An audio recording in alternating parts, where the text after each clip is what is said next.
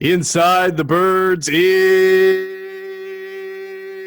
back. What's up, everybody? Hope everyone had a great Thanksgiving. It's Geoff Mosher and Adam Caplan, and we've digested our turkey, had a little bit of libations, tried to get away from football for a little bit of while, did watch an NFC East game that wound up being not very easy on the eyes, even though it was a big win for Washington. So we're getting used to that, Adam. It was nice to decompress a little bit, don't you think? It was. We had a vegan meal, of course, Thursday night. That was good though. Although I'll tell you what, man, I still cannot get away from bread. One of the things in my diet is that I just can't. I won't give it up. And when you have a lot of carbs in a short amount of time, sometimes it makes you tired. And I wanted to take the nap, but I for fantasy I had so many players going, including McLaurin. So I had to watch that and the debacle of the Detroit game. What an absolute abject disaster they are. Although I started Adrian Peterson, how about that? with his 2 touchdowns, with his 1.1 yards per carry, whatever the hell he had. But yeah, I started Antonio Gibson in mine. Did you? So I was good happy for you, man. That's one guy that I did not draft, and I wanted to, but I wasn't just sure if he could make the conversion to running back. But look, he's done a good job, and that was you give Washington credit. They outscored Dallas 24-3 in the second half. Dallas has got all sorts of offensive line problems. Before we get to the Eagles in this game and the matchup, the one thing when you look at Washington is that D-line is nasty, and they're all young. 4 former first-round picks. Ryan Kerrigan doesn't even start anymore. Right. But offensively, they're challenged. And that is why if a team like the Eagles could start scoring some points, they could be better than Washington. But you got to score points in this business, man. Running the football, all it does is keep the score down, folks. That's what it does. Certainly the Eagles are going to have to, you would think, will have to score points on Monday night to keep pace with the Seahawks. Now, I'm not taking a victory lap just yet, okay? But I am going to take this moment to say that there have been a couple of different occasions on this podcast, both in the preseason and during the season, where I've said, if it happens to be that Alex Smith becomes quarterback again of Washington. And not because I'm a huge Alex Smith guy, and you're right, he's a check down guy. He is what he is, but he brings stability that they weren't going to get from Dwayne Haskins and from Kyle Allen. And I said, if he is around Thanksgiving and Washington's in it, they got a really good chance to win. Did you really say that? I can't believe that. I've said it like 4 times. No. I know you pick Washington. No, but I didn't remember when you said Thanksgiving, though. That's pretty damn good. I've coached it to always say if Alex Smith becomes the quarterback and they're around Thanksgiving and in it, they can win it. So damn, we need to put that on our sizzle reel. That's a damn good job by you. But I can't take a victory lap yet. I mean, they're only like a percentage. I know. No, but the fact that you said Thanksgiving is pretty damn good call. So nice job. But thank you. So that's where that's at. So we'll see what Washington could do. And the NFC East is back together on Sunday. The Giants play the Bungles. The Eagles host the Seahawks on Monday night. Good luck, Eagles, because Seattle's bringing an offense that's been unstoppable, and now they're going to get Chris Carson back, and I'm told. So that's what they expect. And they're starting to get a little balance on their offense. Not that you need it in the National Football League anymore, but when you can get your running back back, and their defense has been so bad for most of the season. So getting Chris Carson back is probably a good thing. Yeah, I would think so. Anytime you get a player like that, it's a good thing. So yeah, that game between the Giants and the Bengals is Sunday. You and I will be back Monday night. In case anybody's curious, we will be doing Inside the Birds pregame live presented by DraftKings at Goose Island Brewhouse. It'll start at 5:00 p.m. So the show is still going on, and it'll be available on our Inside the Birds Facebook page, YouTube channel, and Twitter account, which is at Inside Birds. So looking forward to doing that. Also, if people haven't seen it yet, I thought we had – and I know I say this a lot, but this is – I'm being honest. I thought we had a really good interview with Joe Banner again, who's been on the show with us a couple of times, but never with the Eagles in a situation like this where they've – sort of hit rock bottom, and we wanted to bring on Joe and get his opinion on a lot of things, being the former Eagles president. And I think you would agree, Adam, that he was very objective about it, down the middle. He did not sugarcoat anything, and he gave some really interesting perspectives on when things were rough for the Eagles there late in the Andy Reid era, how they would respond and react as an organization. And I thought it was really interesting. Wait. For those of you who've heard it, you already know this, and I'm sure you were surprised by the information that Joe gave, which is really, I mean, it's not technically breaking news, but it's something that no one has ever known. I've never seen it written or said. Andy Reid apparently handed off the play calling several times over the years. Wait to hear what the way Joe describes it. I was kind of, as he was saying it, Geoff, I almost wanted to stop and say, Joe, wait a minute. What did you just say? What are this? Because I never heard this before. And it was, you know, in this interview, we knew kind of where we wanted to go, but because Joe took some responses to our questions in a different area, which was a great thing, we went in areas where you could apply it to what the Eagles are going through now and what the conversations are like, because Joe was so heavily involved in football operations with Andy Reid, and he gave typically what their discussions were like. It was just really fascinating. And I'm sure you and I felt a little level of satisfaction and validation, and I imagine that anybody who's listened to it will also feel that way when Joe himself mentioned, and I'm not going to give the whole interview away, but he did talk about the idea of why isn't Miles Sanders more involved in the passing game, which is something you and I have harped on a while. Yeah. And something that even the fans have been talking about a lot that Joe agrees with is, why aren't you getting Carson outside the pocket more? So, but really, Joe also had some really interesting statistics about even the last game with Carson Wentz and what he was doing that show a different side of the story that I don't think people have really seen. So you have to check out that interview. It's on both our podcast platforms and our YouTube channel. Of course, we've had Grillin' the Birds with Trey Thomas and Derek Gunn. Really interesting, some comments from Trey Thomas in that one. He made an interesting observation about what happens when teams start to really go downhill and you have veterans who are aging and kind of like whether they start to check in or check out. So, and he knows from personal experience and playing the game. So that was really interesting. And of course, Tales from the Blind Side with Trey, Jamal Jackson, and Todd Herman's was also fantastic as well. So awesome. Check that out. Awesome. Yeah. Let's get into real quick some transaction that happened during the week. This might be the fewest amount of transactions so far that the Eagles have made. But since our last show. Yeah, since our last show. Since our last show. That's true. Yeah. They signed a cornerback to the practice squad, Adam. His name is Jamison Houston, and he was a undrafted free agent a couple of years ago. And I don't know, you and I have been talking about their lack of depth. I mean, maybe this is a developmental kid. It's totally nice to see that they actually brought in a developmental kid at that position. This is he was with Dallas last year. He played from Matt Rule at Baylor. Mm-hmm. Matt Rule brought him in this year, as you would think he would. But he was actually a 2018 UDFA. He was with the Cowboys for a little bit. He's an interesting player because if you look at his background in high school, he's a running back, wide receiver, played corner.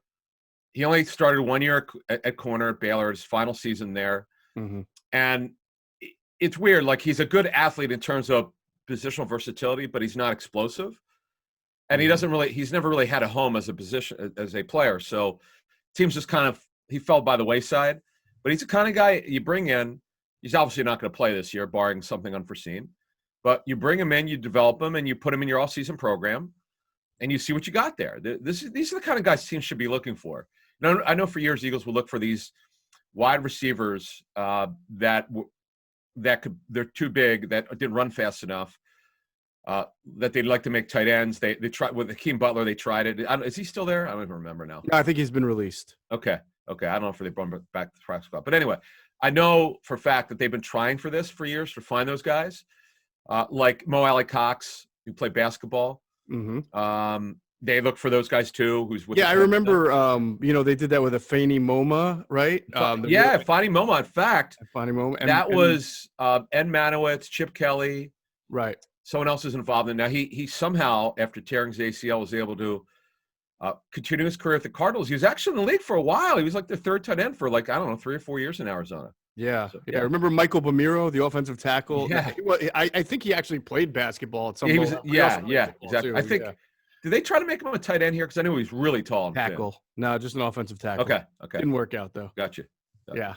But, that you always like to see them try to take guys from other sports. Obviously, who's the tight end from the Chargers? Whose name is Gates. Antonio Gates started – very quick story. Just take 20 seconds. Uh-huh. So Greg Cosell and I are working for CN8, the old CN8. Lou Tilly's show, Sports Connection. This is 2004. I watch a ton of college basketball, typically – back then in the early 2000s, I would never miss NCAA tournament. Every minute I'd watch. I go out to Vegas with my college friends and we'd gamble on it. Stay at the now defunct Stardust Hotel. So anyway, I'm seeing this undersized power forward for Kent State wearing a headband. This guy, he's not super athletic, but interesting player named Antonio Gates. And I'm watching him, and I'm like, I know, okay, that's less. He's too small to play power forward in the NBA, so we'll probably never hear of him again. Mm-hmm.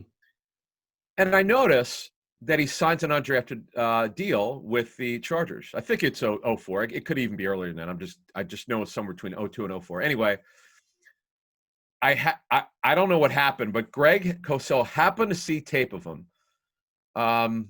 He didn't play college football. He played high school football. But anyway, Greg saw him maybe his rookie season, maybe a preseason, something. He had seen tape of him. And he goes, this kid's really interesting. He could be really, really good. And I was kind of blown away by that. And I remember taking that as a tip. So I kept looking for him. And then I went to my first training camp. The only time I ever went to the Chargers training camp was like 05 or 06. Mm-hmm. And I'm like, who the hell is this guy? He route running unbelievable. And the reason why I bring it up, this has been the trend ever since then. Then when Gates became a superstar, every team was doing it. The Rams brought a guy in. His name was Ed Nelson. Was a basketball player for UConn's national championship team. I remember him. Not a great athlete, but he was big and he had some football in his background. So the Rams brought him in. Spags brought him in when he was the Rams head coach. A lot of teams were doing it. Very few have been successful with it. But you know what? Either receivers who don't run quite well enough, or other position players, you could try it, because if these guys can make it, it doesn't cost you very much. Antonio Gates' rookie signing bonus, Gil Brand told me, I remember years ago, was $5,000. Oh my God. I know. Never forget when Gil told me that. Was, God, it's unbelievable. No wonder why he played for 20 years. He was trying to recollect the money. Well, he kept and the funny thing is he kept coming out of retirement and they bring him back when Hunter Henry would get hurt. But and he'll be a Hall of Famer. So that's why people have done it. Amazing. All right, let's talk about some of the Eagles injuries. Boston Scott appeared on the list, and I don't know how alarmed we have to be, but it's with an abdomen. So yeah. No, we should remind people the Eagles did not practice on Thursday. They did on Wednesday, right? Well, here's the thing, though. The practice week, you only practice 3 days a week.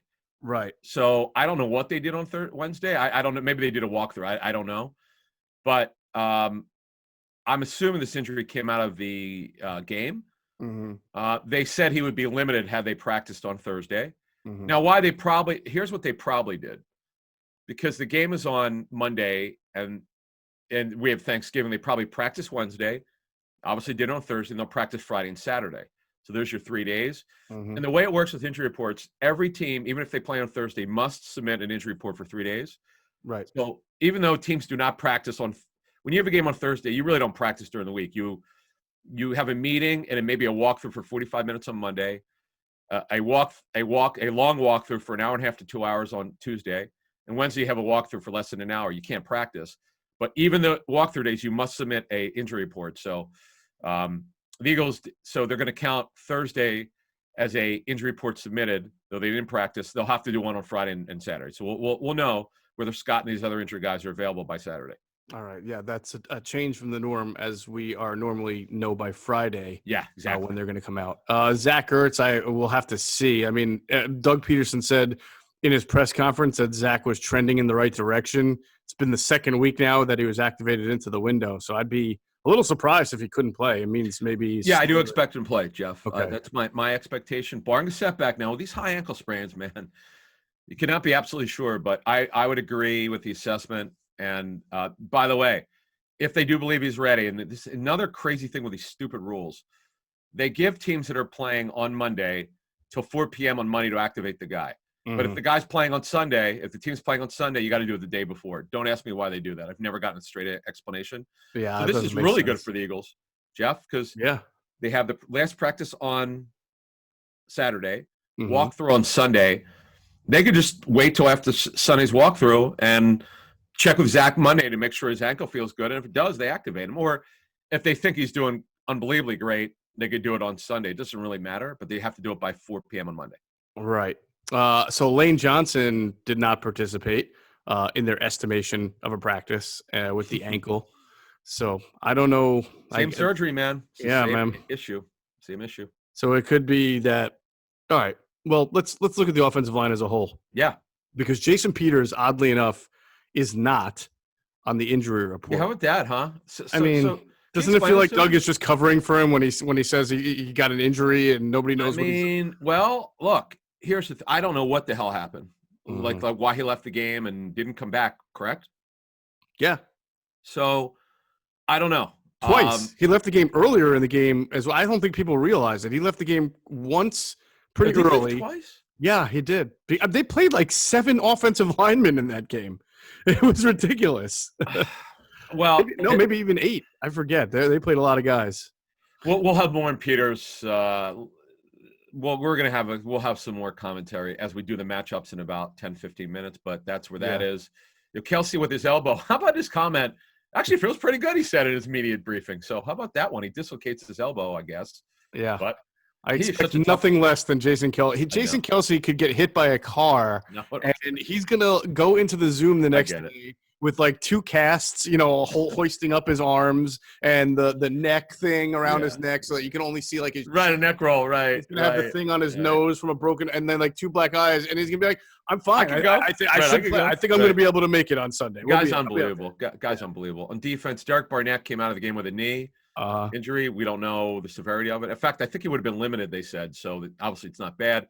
Alex Singleton came out of the game with an ankle injury. I think he would have been limited. So Singleton's a player, man. That's a good find by their pro staff, man. They get him out of CFL. He's look, we may stop saying that he's below average. He actually could play in this league because Seahawks, I could tell you, were very complimentary of this player from talking to them in their advanced scouting. And they know linebackers. They know fast, athletic linebackers. Yeah, right. Yeah, he's not. Look, the Eagles like undersized linebackers. I get it.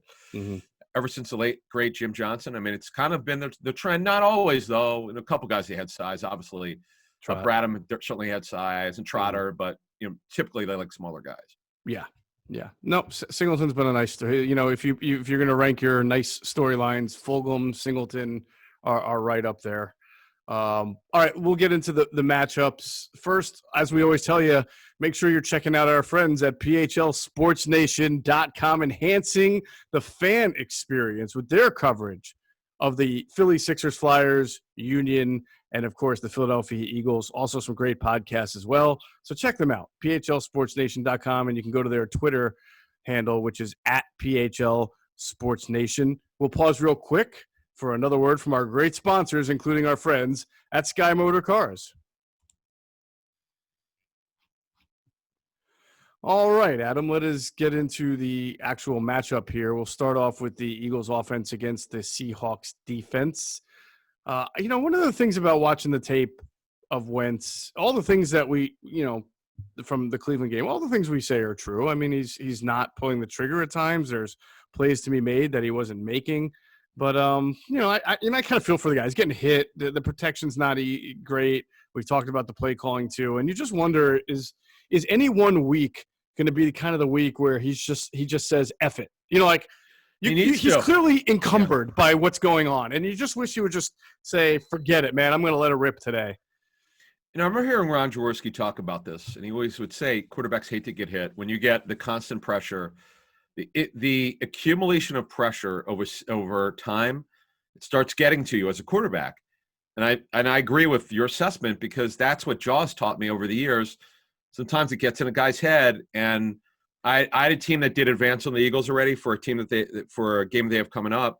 Some of the negative stuff that they saw was he's starting to look down a little bit. He's starting to worry about in front. It's the first time I've heard this before. He's starting to look down a little bit because that's what happens when you're concerned about getting hit.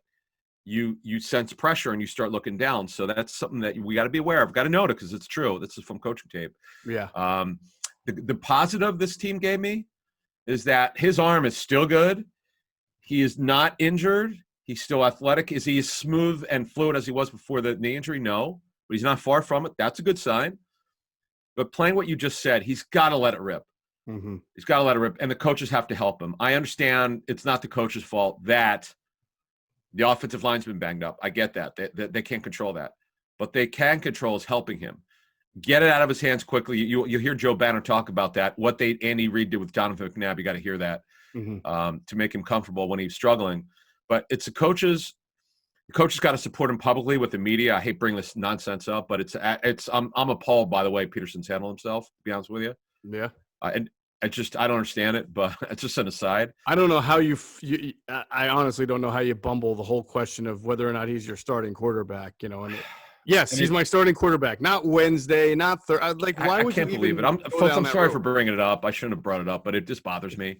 No, it should. It's ridiculous. You got to be exactly. You got to be supportive of your quarterback. I love the way Andy Reid would do it. Before we get back, this won't take very long. I don't care if McNabb was throwing ground balls a second when he went through that phase. He never, ever criticized him publicly, which Doug has done this season, okay? You always know where Andy stood with Donovan. And when he benched him, he talked about taking a step back and getting clear eyes, whatever phrase he used.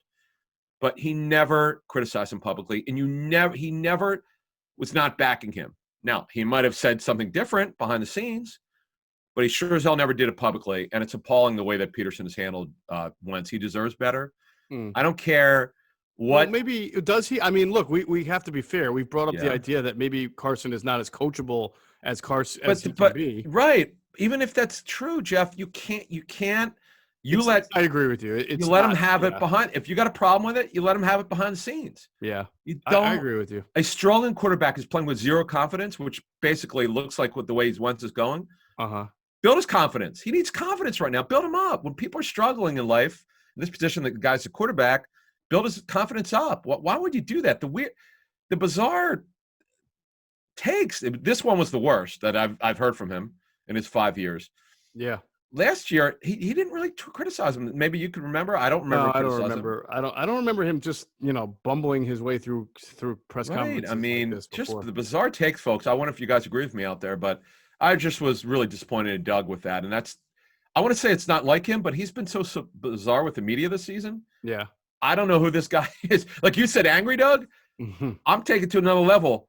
Bizarro Doug. Yeah, Bizarro Doug. That sounds right. And, I feel like when the Brett Favre press conference happened, I feel like a lot of fans blamed reporters for asking these questions. And they said, wait, hold on. And I know. But a lot of people thought it was a fake non-controversy and they didn't understand. But with this latest one, I have seen, and I'd never try to use social media as some kind of measuring stick because you never know. But I've seen far more people directing their backlash at Doug than reporters for asking, because it's a legit question. You're wondering if he's going to get benched, so you ask, "Hey, is this guy your starter?" If you don't ask, I know this just from you have to ask. It's your job. If you don't ask, it's going to happen, and you're going to kick yourself for not. Exactly right, but it's your job as a reporter. You have to. You have to. Absolutely have to ask. All right, let's talk about the running game here. We call for like Miles Sanders out of the backfield, passing game Miles Sanders. They've been using Miles Sanders more as a runner the last few weeks, although sometimes Doug gets away with it. But this might be the one game where even though you want it, it's going to be difficult because Seattle's linebackers are fast, they're aggressive, they're athletic. I'm not saying Miles can't beat him one-on-one in the passing game, but you really have to be crisp and on point to get these guys. Yeah, and just understand, the Eagles came out, they ran the ball more than they threw it in the first half, so enough for the pass-run ratio nonsense. It's all nonsense. You win this league by throwing the football. You always come out – the Bill Belichick, Bill Walsh, I could give you all the coaches who've won Super Bowls. Their philosophy is you always come out throwing early. That you throw early to get up, and then you run to win in the second half, okay? So to think that the Eagles should have come out and everybody wants to run the ball more, it doesn't win. All it does is keep the score down. I mean, and I get that Sanders fumbled, folks. The Eagles were shut out in the first half. They were shut out. Yeah. Now, I know somebody, Adam, is going to tweet at you now after they hear Let them do it. I'm ready for it. I don't respond usually, but go ahead. I know, but what they're going to say is, how can you say that after what you just saw Washington do to Dallas, where they pretty much ran the ball a lot and only threw little passes? But, they got how many touchdowns? They got a defensive touchdown. They got a fourth down that was turned over at their 20, and they scored on the very next play. They were kind of gift-wrapped points there. So they were running a lot in the first half, and it was a close game. So I just want to say that people are going to use the most recent example of a team that ran a lot. But if you're right, when you look at the totality of games, and when you look at the weapons the Eagles have, which they, especially if they're getting Ertz back, Goddard, Miles Sanders can catch the ball. Jalen Reagor's out there, and he should be out there more. You do have to throw the ball. Absolutely. Now, the only thing I didn't like, and I do agree with the fans who were pissed off, Sanders only had 5 carries in the second half. Right. 11 in the first half, 5 in the second half for 16 total. Needs to get the ball a little bit more, but nevertheless, this is just when I work with Joe Banner at ESPN, he opened my eyes to statistics that were irrefutable through NFL history going back 50 years. And I was a non-believer until I saw it. And I was like, this is ridiculous. Like, and the coaches that believed in it are superstars. Yeah. So I mean, and then I did my own study, the Eagles Super Bowl year. I don't have the numbers anymore because, in fact, I read them in our first year in 2018. Almost like 12 out of 16 regular season games, Eagles threw the ball way more than they ran in the first half. Now, the one that was absurd was the game in Kansas City, and it's in Doug's first year. I think it was that the Kansas City game first year or second year? Yes, the first year. They okay, lost that was absurd because no, I'm sorry, second year because that was the Super Bowl year. Yeah. Oh, okay. It was well, but here's what happened. Temporarily, the Eagles started running the ball more. It might have been the first Giants game, and then Doug threw caution to the wind. But the numbers would be skewed because what would happen is Eagles would get a big lead. They'd run the hell out of it and go, see, they're balanced. And I would get a chuckle. I'd go, no, they're not. But you can't. The run game truthers, which that you can't convince them, like they don't want to listen. So, all right, you win. Good. Right. There you go. Yeah. I do want to see, as you mentioned, the Doug commit to the run a little bit more. Like you said, not get away with it because I want makeable third downs for this offense. I want like 3rd and 4, third and throw 3. the ball on first down. That's what you do. You can do that. That's fine. But I think you can also get to 3rd and 3 by running Miles Sanders, consistently like they were doing in the first half. Well, he's getting it. Yeah, he's on getting third the chunks. Like he has looked great. I mean, talking to Greg Cosell earlier this week, he said he looked fantastic. I mean, he looks great every week. Yeah. Unfortunately, he fumbled last week. What can you do? Yeah, definitely. I mean, if he were on a other team, he'd probably be a Pro Bowl candidate because he's been that good. If they don't have Boston Scott, Adam, for whatever reason with this rib thing, they'll have Corey Clement. Maybe we will see Jordan Howard active for the first time, perhaps. Could be, yeah, could be. Yeah. The abdomen injury, you're always hopeful that it's nothing. It doesn't lead to something that's lingering or needs a procedure done. I always get concerned when I see abdomen. Mm-hmm. But nevertheless, I have no idea what kind of abdomen injury it is. But I'm just saying, like this, sometimes these things can linger. But yeah, it could. Now here's the thing about that: they've got him for practice this week. Okay, they got him for practice this week. They'll take a look. They'll see what kind of shape he's in. It's not good that Chan Gailey, I'm told, didn't want him. So that would be a concern of mine because, in fact, I mean, they had him for 2.5 weeks. He had seen enough, and he said, "This guy's not for me." Wow. I mean, it's not like they didn't consult Chan Gailey, I would think. I'm sure they talked to him about they're bringing him in. That's interesting. Yeah. I mean, Chan Gailey is a spread. Exactly. But I will say he has had some backs who could. Fred Jackson in Buffalo, right? Yeah, was a guy who could move the chains to the ground. He could catch the ball. Fred Jackson could catch the football. Yeah, but I always thought of him more of as a runner. He's a power guy. Yeah. Sure, yeah. Absolutely. And so it's not like it was a bad scheme fit. Well, but Jordan Howard. Now I know, was it 2 years ago? I remember the Bears telling me when he had 30-some-odd catches, he was never ever. It was just checkdowns. He was never in the scheme for him to get the ball in the pass game. It was just checkdowns. Right. But boy, did he look good for them last year before his stinger. Yeah. It's worth a shot. It doesn't cost him anything. No, not at all. The wide receiver issue to me is somewhat perplexing with Alshon Jeffrey because Doug Peterson said that if anything, he probably has to get Alshon a little more involved in the game, and that made me roll my eyes. So did I. Yeah, what are we doing? What are we doing here? You got some young, dynamic players in Rager, in Hightower, who has made mistakes, but is also giving you a nice deep element. Fulgham, you want to see them look to get the ball into Fulgham's hand. Yes. This Seattle defense is not great, right? I mean, they give a lot of yards. They're a true bend and don't break defense. So what happened this last game, checking into it, they were super aggressive with their blitz because Jamal Adams is there to blitz. But I'll tell you who played his ass off, and this is not good because he crushed the Eagles when he was with Cincinnati in week 3. Dunlap. He had a great game. They unleashed him. It was his best game. He's only been there for a short time, but he played great there last week against Arizona. In fact, their defense was really good. They put in a great game plan. I don't know how much they have to blitz because with Wentz struggling as he is and the Eagles' offensive line in shambles, we'll see what they do. But the thing is, for Adams, he's their blitzer. This is the way they use him. He is an in-the-box safety. Not a good coverage safety, but they'll do that. So I'm fascinated to see what they do to stop Wentz here. Now, here's another note. I hate to bring it up, but it's our job. The weather looks bad Monday night. Oh, tropical storm Caplan. I know. I'm back, man. I'm back, baby. I'm loving every minute of it. What's it looking like? Rain? Yeah, at game time, 40% chance of rain. Wind won't be a factor at all, but we'll see. It's raining all day on Monday, man. All day. Yeah, it's got a beautiful weekend, and then Monday, early in the morning, it's going to rain through the early evening. Now, whether it's going to rain at game time, right now it's 40% as we talk Friday morning, very early Friday morning. So we'll see. Hopefully it changes. All right. Well, is that advantage Seattle because, it always rains in Seattle? They might be used to it. Right. Sure. Remember, it's always sunny in Philadelphia. Yeah. The issue, Geoff, here is this. Let's just say conditions are favorable enough to pass. I'm throwing against them. I am not. I'm coming out and I'm throwing. And now what I'm going to do, if I have to, especially if Ertz is back, flip-flop between 11 and 12. Goddard could block, protect Wentz, spread it. I want to see a lot of 11 personnel. The Seahawks are not deep at corner. They've been beat up. That they do. I think they believe they're going to have Shaq Griffin back for this game. Shaquille Griffin, right, who's missed time with 2 injuries. He's over the concussion, but I think he's got a hamstring too.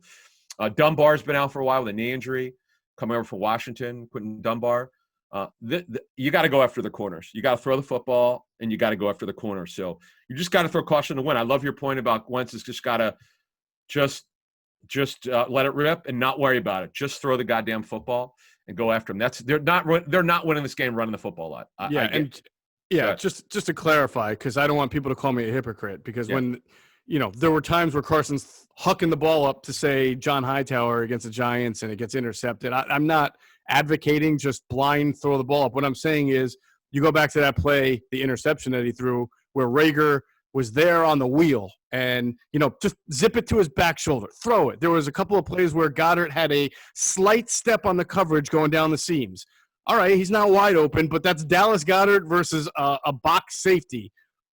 Trust yourself. Put it over his outside shoulder. Make that – you know what I'm saying? So I don't want people to think that I'm now advocating for Carson to just play cowboy style when 3 weeks ago I was telling him not to do that. I'm just saying, trust your weapons. When they're open, put it on them. You can get them. And I wouldn't ignore Sanders. He's dynamic. I'm still going to get them in the pass game with the running back. You got to do it with Sanders. He's too special. And I get it. Jordan Brooks is really athletic. Their first-round pick, they love him out of Texas Tech. He's a stud. Yeah. They're still pretty good at linebacker, but it doesn't mean you can't do it. And Sanders has got to get the ball. So at receiver, because they're all healthy now, and this includes Jeffrey, and Hightower, who's their shot play guy, and Rager, you got to spread them out. Now, the thing I want to see is move the splits in, tighten up bunches, stack releases. I want to see you do that stuff. That's what they have to do to win this game. You keep spreading them out wide. You're putting too much on the receivers. Every goddamn team tells me that. But you know what? Listen to Greg Cosell. Greg said this in his own way. He said the receivers are having trouble getting open. Well, scheme them the hell open, right? Yes, come on. Absolutely. All right, let's finish off the offense with the offensive line. And this is, to me, as tough as it is to just kind of try to mentally process what's going on with Carson, I find the whole offensive line discussion to almost be struggling for a word here. I don't want to say depressing, but deflating. Because that from the beginning, from the very, very start, I thought it was a bad idea to bring Jason Peters back, right? So, and I'm not like sitting here patting the back. I'm just giving you my honest feeling about it. So he's been back. I've actually praised him for the times that he's played well. I thought against Dallas and New York, he held up his end of the bargain. I can't believe how badly he played against Cleveland. And if I'm a head coach, I can't have a guy playing such an important position and I don't know which guy is showing up, the turnstile or the adequate one. And as bad as Mailata, I can't say bad, as rough as it had been as the games went on for Mailata and teams were starting. The Dallas game, yeah, it's just the Dallas. Yeah, just the Dallas. Even the Giants, the game before that, I thought it was inconsistent. Yeah, inconsistent. But at least he was consistently inconsistent. Like what you were getting there. You very rarely got turnstile type action out of him. Yeah, No one's told me this, Geoff, but it would be an upset to me if Mailata's not starting. Really? Yeah. Wow. It's kind of what you said. When I hear other teams tell me that Peters looks like he's toast, whatever the way that they said it, he goes, man, he didn't, like you said. What I'm not going to use the language that they said. It was just, I mean, the word verbiage is like, this guy is not very good. Okay. He looks like an older guy, a guy that is not only his last legs, he's just playing on one leg. He doesn't move very well anymore. He should be benched, and they should go with Mailata. This is, to me, a layup call. This is an easy call. This might be a delicate situation because I know how close he is to the owner. But absolutely. I don't even, to me, if it were me personally, I'd have to have a serious conversation with management and say, if I'm not going to play him at left tackle, very fair. I'd rather just release him instead of keeping him on the bench. Well, but here's the thing. Here's what he has to ask himself. They're paying him $6 million this season. Is it guaranteed? I'm sorry. Is it guaranteed? I don't have it in front of me, but there's some incentives in it. But remember, they gave him in the adjustment to his contract. I know it was $6 million, but I know at least $4 million. $4 million, I know for a fact is fully guaranteed at signing. But anyway, you're absolutely right. I'm glad you said this because that's totally plays into this. But however they want to do it, they have to do the right thing here. They have to start Mailata the rest of the season. There's no debate. There's no argument. If Jeff Statlin's not on board, I take the decision away from him. Yes, be a head coach. You have to start Mailata the rest of the way. It's not even about evaluation. It's this guy's healthy. He's young. He's a monster. It's never going to be perfect because he's still new to football. You've seen incredible tape from him earlier in the season, especially when you wouldn't think the Pittsburgh game, we were like, this is almost hard to believe against Pittsburgh. He's playing at this level. Baltimore game was not quite as good. It was still solid. Then, as you said, the 2 games after it, there was a drop-off. Okay. But would you rather have a guy who you don't know what you're getting in Peters, or to a guy who's very young, skilled, big, strong, won't be perfect, but gives you way more upside and is not going to embarrass your football team at this point in terms of his play? Right.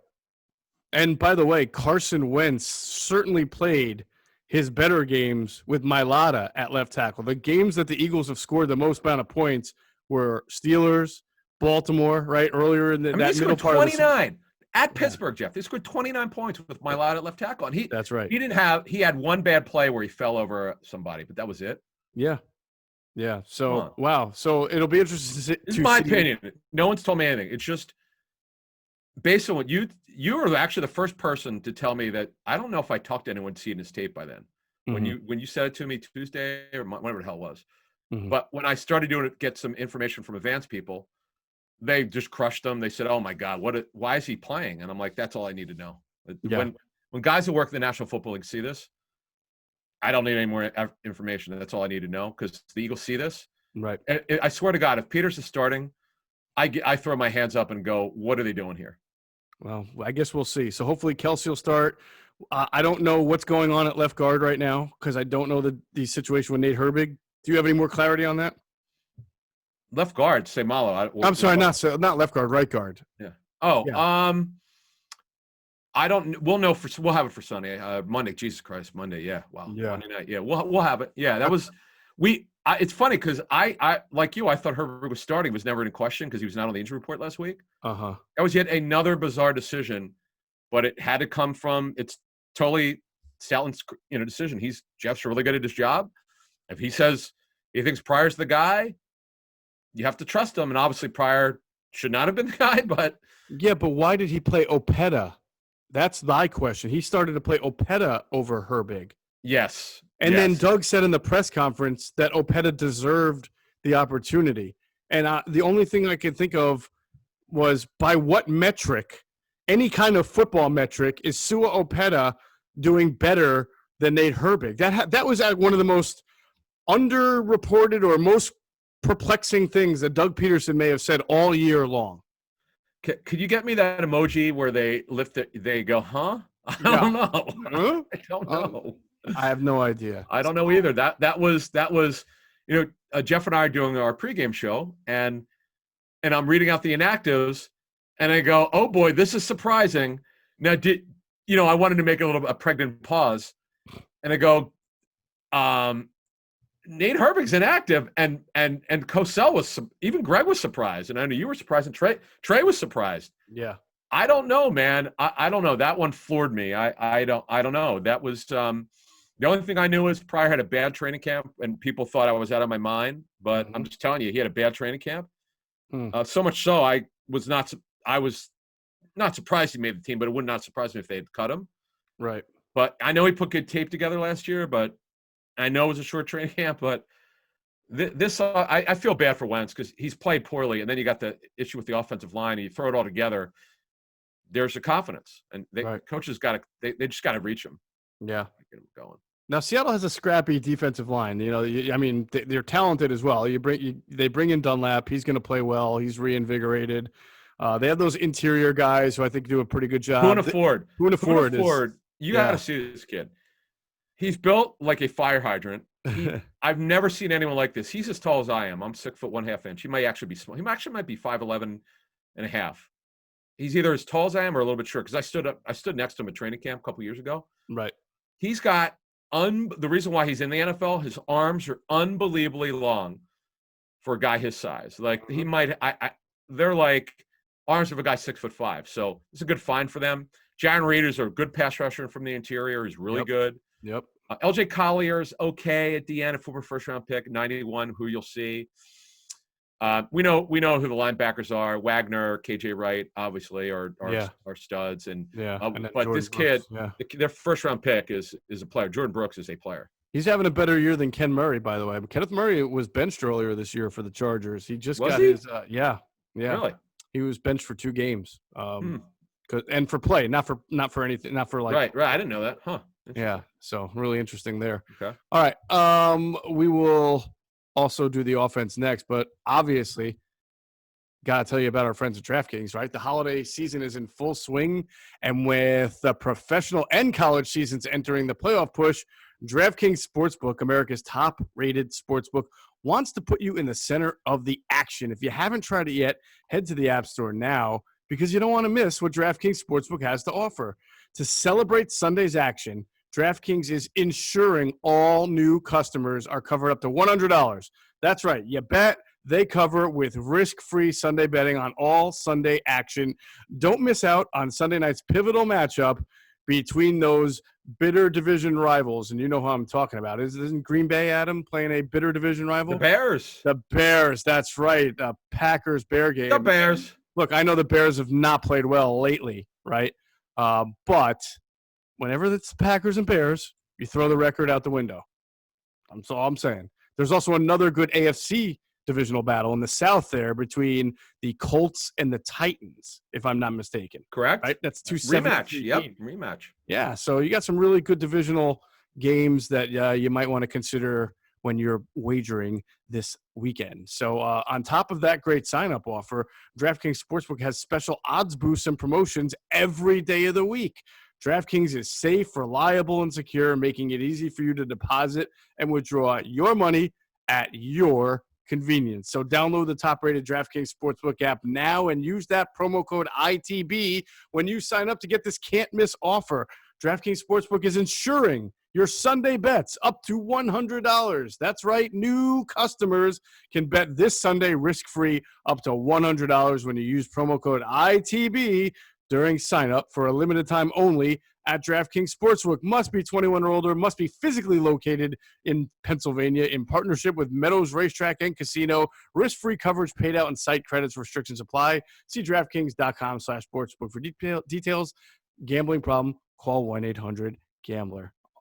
All right, let's get into this defensive one thing up here. Yeah, sure. What do you got? One thing. The reason why I want the Eagles to come out throwing to the receivers, Seahawks by far are the worst team in the National Football League versus opposing wide receivers. And it's not even close. The Cowboys are second worst. They, in terms of yardage, catches, and touchdowns, terrible. Now, I understand against Arizona that they played much better. No, it's fact. I get it. They've been good against tight ends because, quite frankly, you go with your receivers there. So we didn't mention Goddard. They got to keep getting Goddard involved. We'll see about Ertz. If Ertz plays like I think he's going to play, the Eagles have to do this. Goddard must be targeted heavy every game. when he's not blocking, you cannot cover him with a linebacker. You certainly can't cover him with a safety. He's too damn big, and he's a great athlete. Cosell said for years he's a vertical tight end. Get him the damn football, like they did last week. Right. I don't care if Ertz plays or not. He commands the football in every game plan. These coaches have to get in their mind, we're getting Goddard the football because he's a mismatch. There you go. All right. Now we will move on to the Eagles defense versus this Seattle offense. And yeah, oh boy is right. I will say this. Russell Wilson is 5-0. We know this against the Eagles in his career.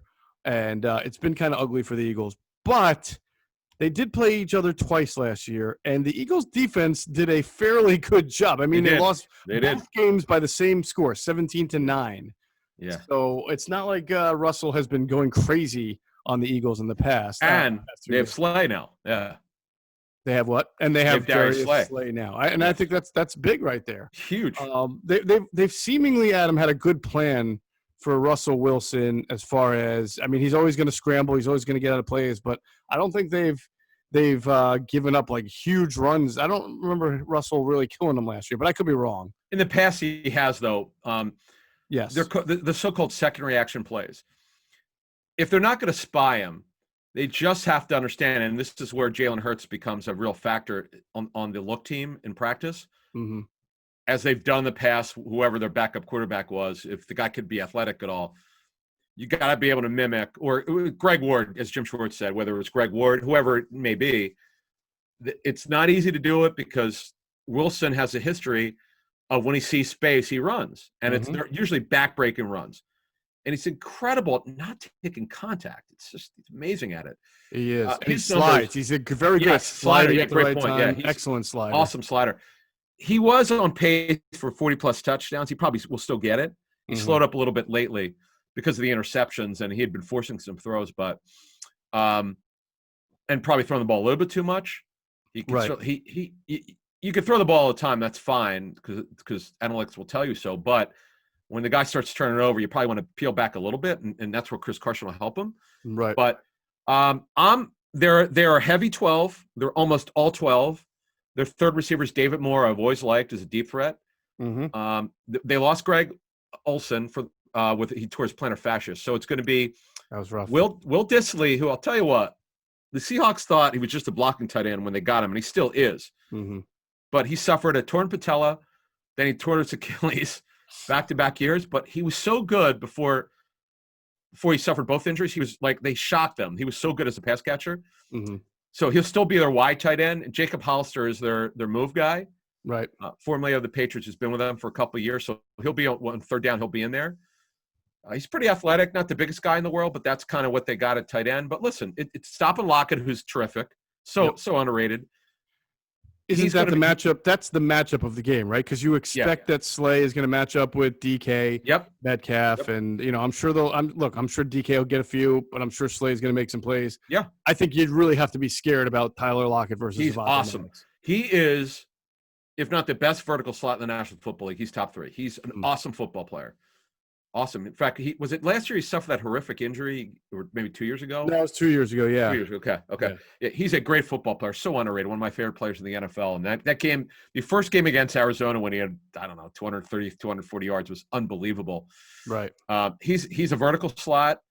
They had a kid they drafted out of Hawaii last year, John Ursua. They wanted him to be their slot receiver this year, but he didn't make it. They cut him, and I think he's on the practice squad. But anyway, Lockett is really tough. He's going to be He's the guy for fantasy, folks. Not that you're playing Metcalf anyway, but Lockett's a guy. I'm locking him in if I have him. Not that you would ever consider benching him, but if you're in daily, he's in my lineup because he should. If the weather holds up, he's going to torture the Eagles because they don't have anyone who can run with him as they're slot corners.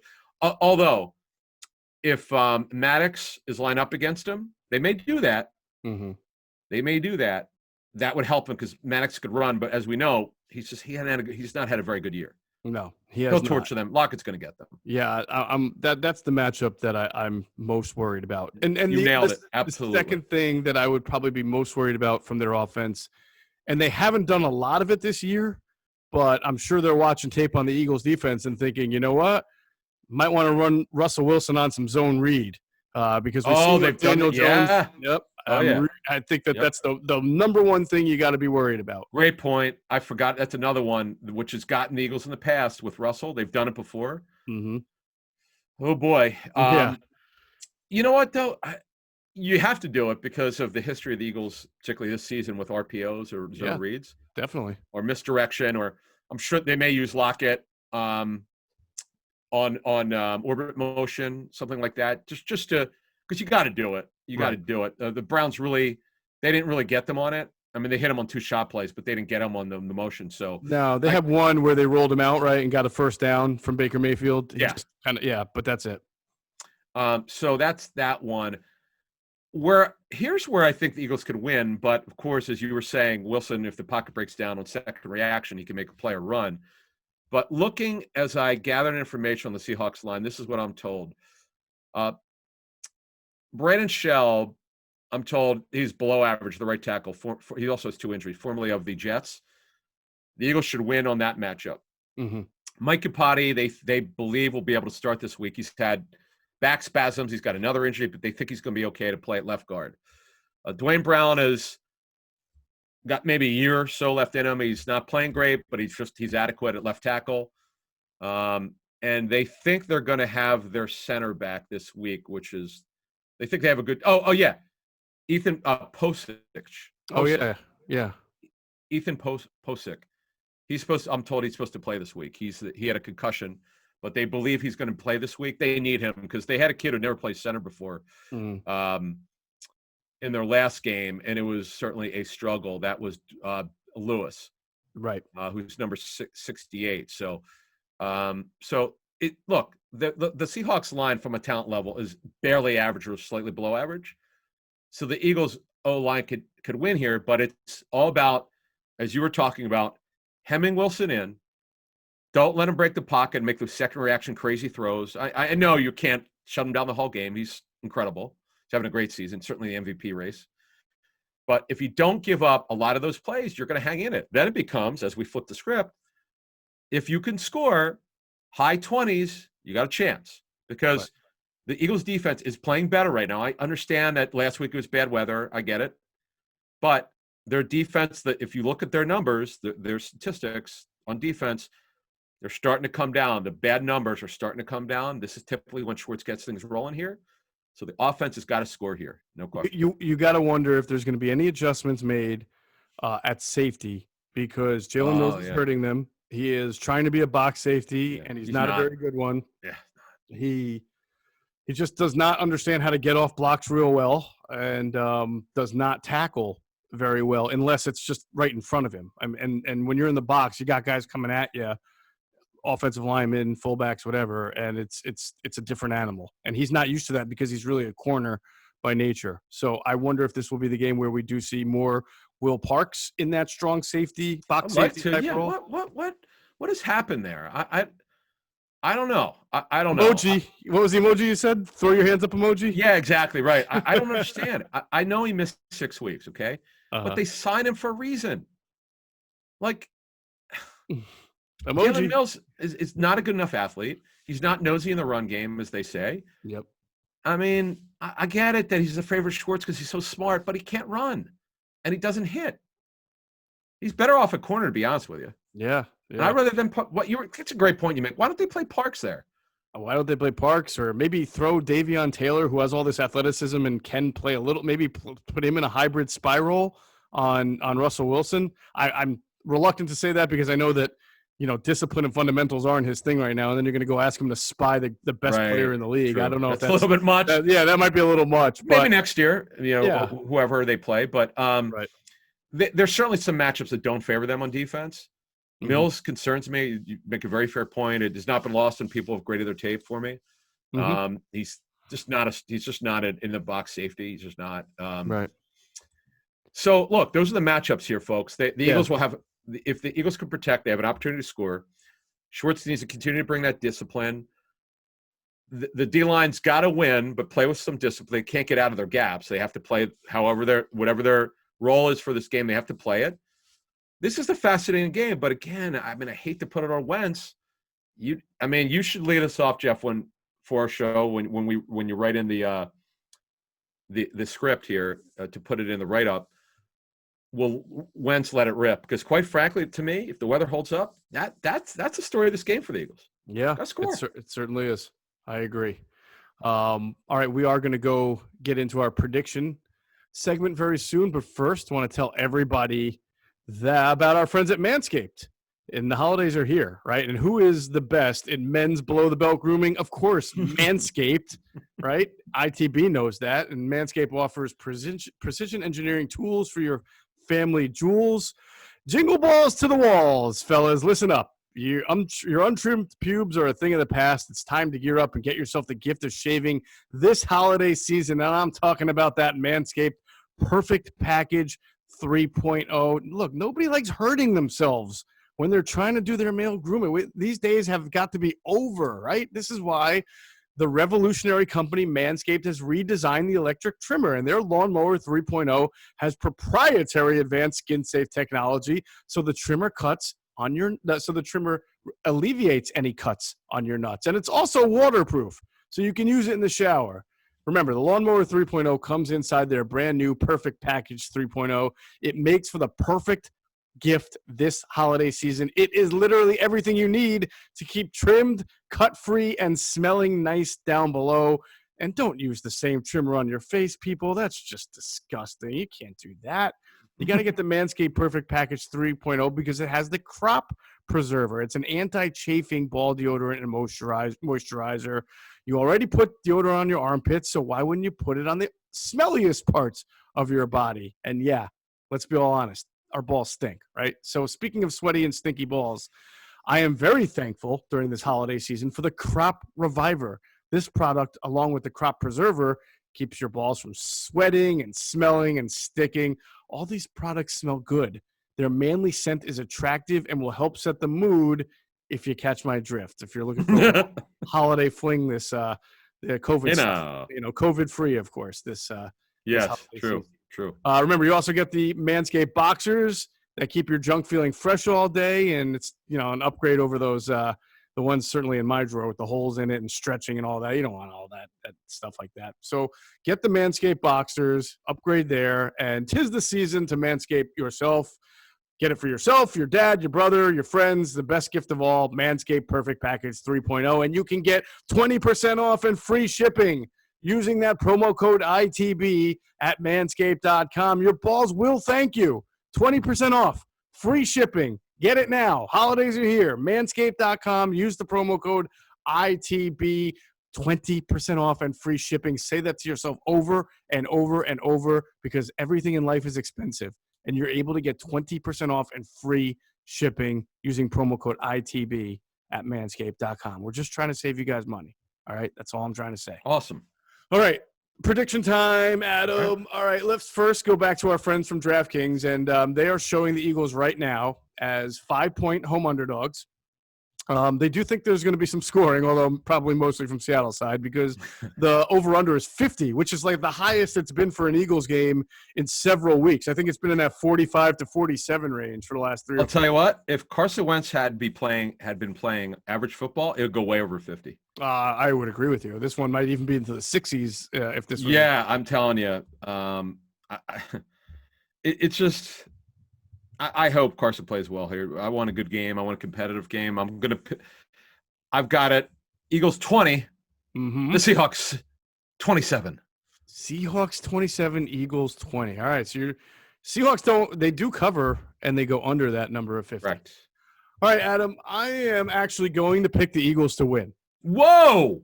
I am picking the Go Eagles ahead. to I win. got to hear this. I am shocked by this one. Right, and I'm not saying this for shock value. I know. I've never been that way. I know. You just go with what you believe. Right, and I'll tell you why I'm picking the Eagles to win. And the rationale in itself may sound stupid, but it's actually rationale that proves itself to be true time and time again in the NFL.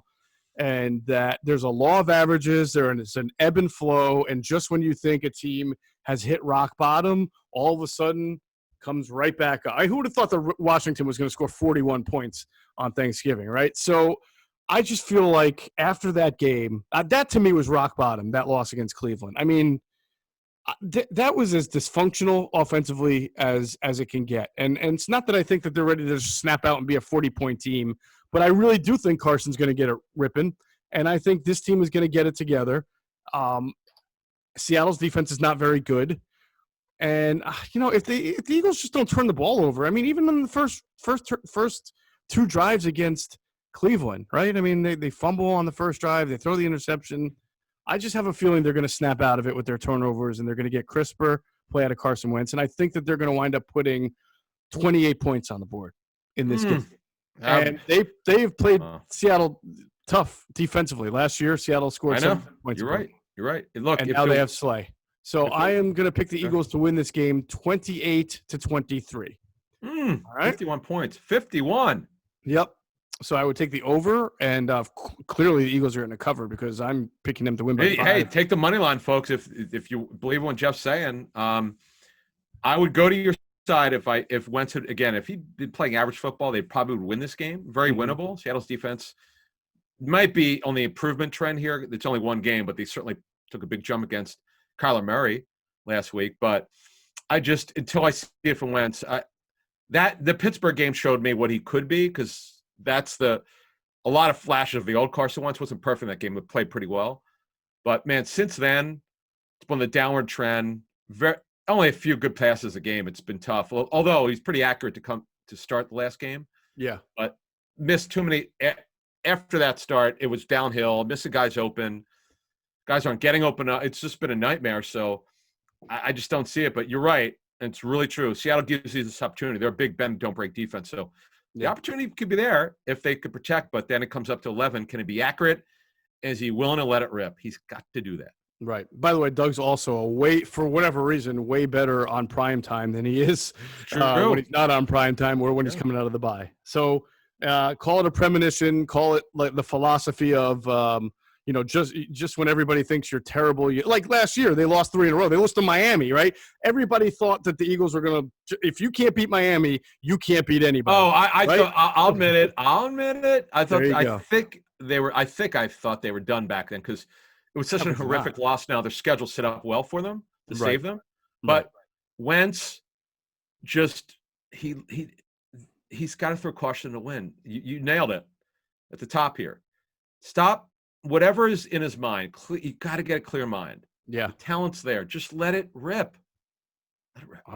Oh, that is as you just said. That will be the title of the podcast. Will Carson let it rip?